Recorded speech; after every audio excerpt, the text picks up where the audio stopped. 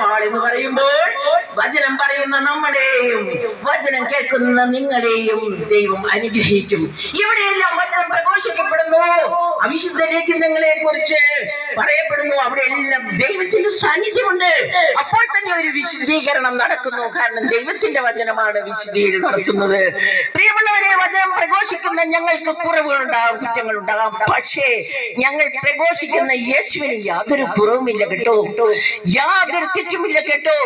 ദൈവം സർവശക്തനായ ദൈവം, സകലരെയും സ്നേഹിക്കുന്ന ദൈവമാണ്. ആ ദൈവം നമ്മുടെ കൂടെയുണ്ട്. ഇപ്പോൾ ഈ അങ്ങാടിയിൽ എല്ലാവരെയും സർവശക്തനായ ദൈവം യേശു ക്രിസ്തു അനുഗ്രഹിച്ചു കൊണ്ടിരിക്കുകയാണ്. നമ്മുടെ എല്ലാത്തിനെയും കൂടെ നടക്കുന്ന മാതാവുണ്ട്.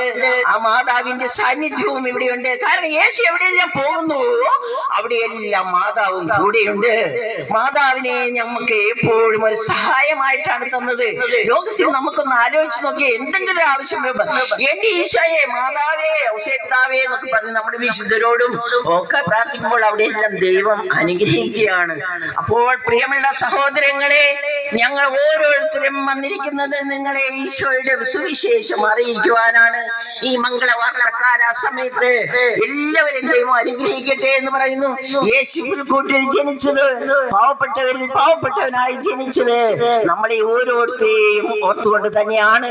കൊട്ടാരങ്ങളിലല്ല ദൈവം വന്ന് പിറന്നത്. ഇന്ന് മനുഷ്യൻ ചിന്തിക്കുന്നത് പണവും പ്രതാപവും പ്രശസ്തിയും ഒക്കെയാണ്. ഇതൊന്നുമല്ലാത്ത എളിയവരിൽ എളിയവനായി ജനിച്ച യേശു ക്രിസ്തു നമുക്ക് ഒരു മാതൃക കാണിച്ചു തന്നിരിക്കുകയാണ്. ഹൃദയത്തിൽ നാം എളിമയുള്ളവരായിരിക്കാം, ദൈവത്തിന് കീഴ്പ്പെട്ട് ജീവിക്കാം, നല്ല